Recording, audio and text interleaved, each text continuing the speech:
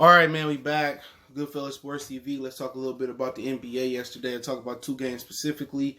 I watched some of that 76er game and Pacer game. I found it, it went on TV. You feel what I'm saying? And also, we talk a little bit about the Lakers and the Raptors.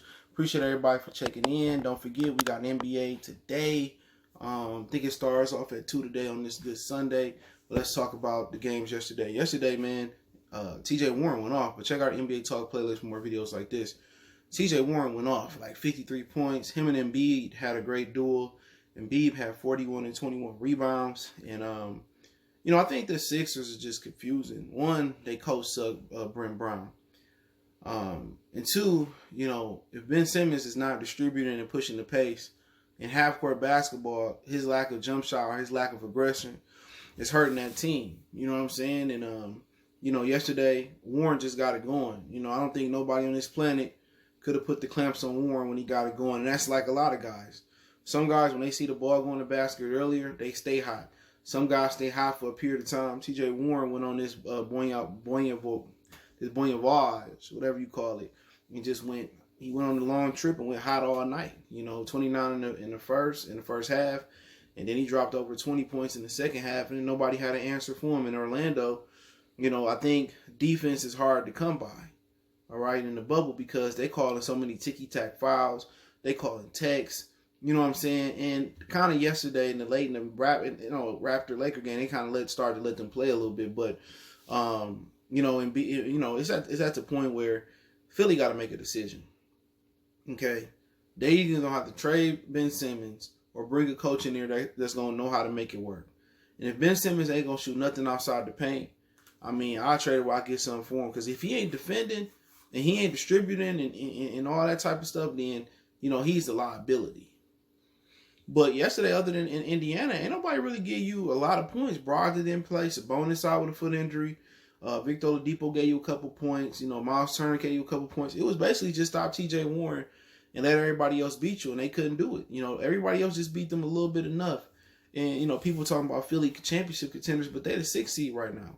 All that talent they got over there from Joel, Ben, Josh Richardson, Tobias Harris, they got to get more talent. You know what I'm saying? And that's just the truth. And better coaching. They just don't have enough coming off that bench. And that's what happened when you put all your money into 3 stars. And then you got Richardson there. And Richardson can't thrive there because he's a natural ball handler. So Brent Brown can't make the adjustment as far as, when Ben go to the bench, let Richardson be the point, guard or the point forward, whatever the hell he is, and let him orchestrate the offense. They can't make that adjustment because Brent Brown is not a smart coach. I don't care what tree he come from. The Red Auerbach tree, the Popovich tree, whatever tree, he's truly a garbage coach, and I've been saying that. He can't make the right choices. You know what I'm saying? He should be putting Ben Simmons and Joel and more in pick and roll situations. Ben come off the pick, he can shoot the floater, or he can dish it to Joel, he can dish it back to Joel. Joel make a drop step and go and attack the rim. They should be doing more two-man game between them.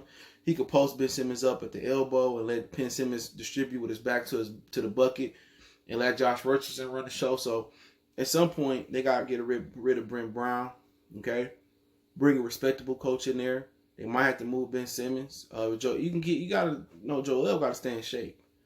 Joel is a story that somebody told that Joel ate like 4 Shake Shack burgers, 4 or 5 fries, and 4 milkshakes. Dude, if you want to have a long career, you can't be eating like that.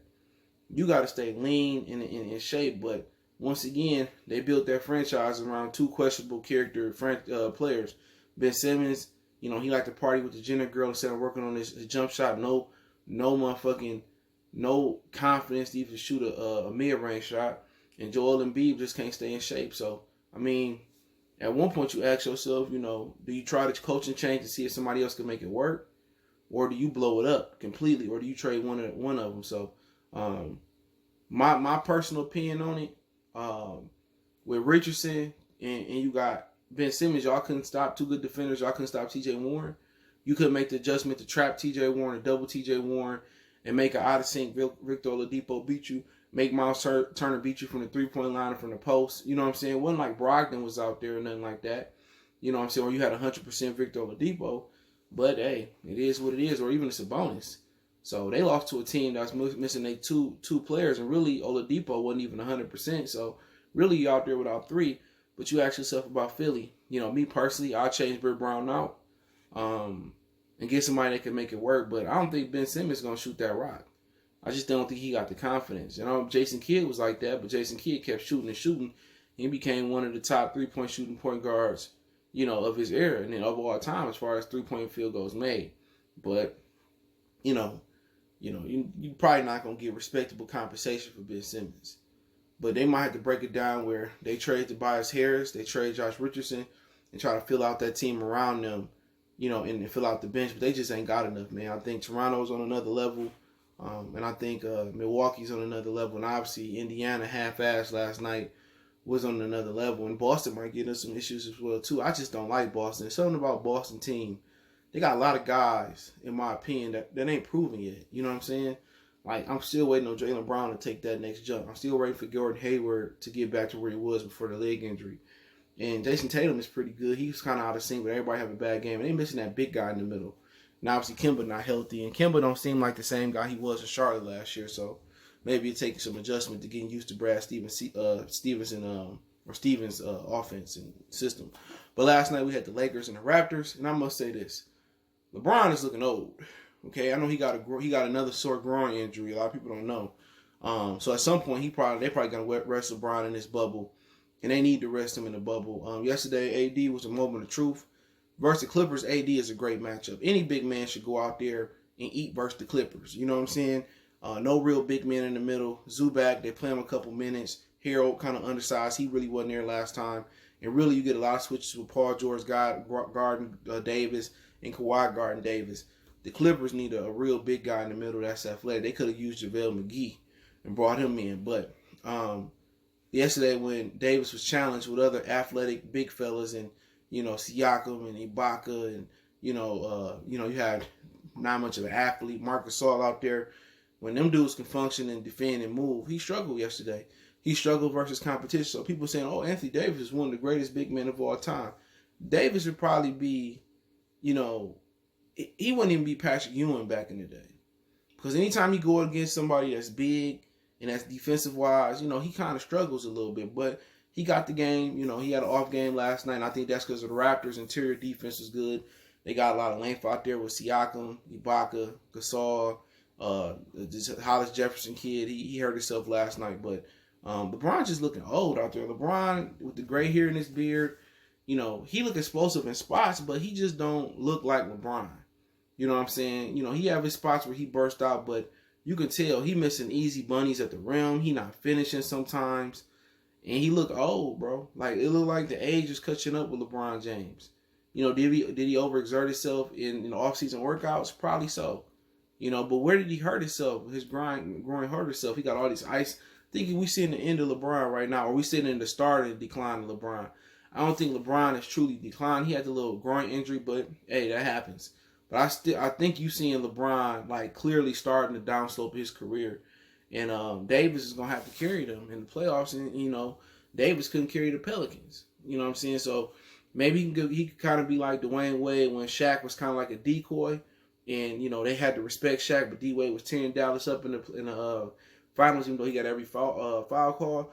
But I think LeBron is still better than that version of Shaq down the stretch. So, I mean, maybe, he just coasting, or maybe, he'll get healthy and he'll be able to make this playoff run. But physically, right now, LeBron don't look explosive as he usually does, at least consistently. But, last night, the Raptors showed that they was more than Kawhi Leonard. And, Siakam is showing people why he an all-star. Kyle Lowry, he always show up in the regular season. He was torching LeBron, torching everybody. Van Fleet, he contributed a little bit last night. But what's so messed up about Toronto is they didn't play their best game last night. Kyle Lowry got hot, but Siakam didn't shoot the ball well. Ibaka didn't do well last night. Van Fleet was okay. They could play a lot better. Norman Powell was tearing it up before the league stopped, and I think he had an injury. So that team still got a lot to give. The Davis character, he's pretty good. Ibaka usually better off the bench, so that team got a lot to still give. That team could have played a lot better. And obviously people say the Lakers could have played a lot better, but Toronto looked like the better team last night. But can Kyle Lowry do that in winning time in the playoffs? But they wouldn't see the Lakers into the NBA Finals. But you know what? I think with that experience, especially if Eric Bledsoe don't come back with a rhythm, I think they'll beat Milwaukee because they match up well with Giannis. You know what I'm saying? And Chris Middleton. So a lot of questions people say should Kawhi Leonard have stayed. I think he should have stayed in Toronto. Solace and peace and your tranquility or your happy place ain't usually where you think it is. He wanted to go back to LA. He wanted to be in LA. He wanted to be in LA. He wanted to be in LA. But really, man, the perfect fit for him was in Toronto, bro. He would have been that guy. If they wanted him, if they wanted to get Paul George, they could have got Paul George in Toronto. But the thing about it is, the owner didn't want to spend the money to bring Paul George and Westbrook there. He could have had both of them. So he didn't want to spend that money. And then when ownership don't want to spend the money, then I don't blame him. I'm out. But I would trust in Masai Ujiri's ability to draft. But I think Kawhi should have stayed there. I think they could have had a dynasty in Toronto. But a lot of people don't like playing in Toronto. They don't like, they don't like probably the taxes and all that type of stuff. And he wanted to go home to Southern California. But I think he truly should have stayed. In Toronto. I think it was a good fit. He wouldn't have to do none of the heavy lifting. They would have been prohibitively the favorites to win the whole shit. They would have easily been the favorites to win. You know what I'm saying? The way Siakam stepped up this year, Kyle Lowry, still Kyle Lowry. He should have stayed there, in my opinion. But then again, a lot of players value the lifestyle outside the court. You know what I'm saying? That's what they value. They value that lifestyle out the court. They want to be in LA. They want to do them type of things and party and all that type of stuff. But people forget, there is an off season. You can spend your whole off season at home. But once again, a lot of players don't like staying in Toronto. But hey, let me know what you guys thought about the games last night. Today we got some really good games. I think Milwaukee is taking on Houston at 8:30 Eastern Standard Time, so I look forward to that one. Don't forget to check out our NBA Talk playlist. Don't forget me on Facebook, Instagram, and Twitter. You can reach out if you got business, question, inquiry, sponsorship, video requests. Keep sharing the videos. Appreciate the love, support. Don't forget you can find me on Facebook, Instagram, Twitter. Again, all my social media links there. Facebook group as well. If you want to make a donation, share the video with Cash App, PayPal in the description. One time, let me know how you feel in the comment section about yesterday's game in Kawhi. We out.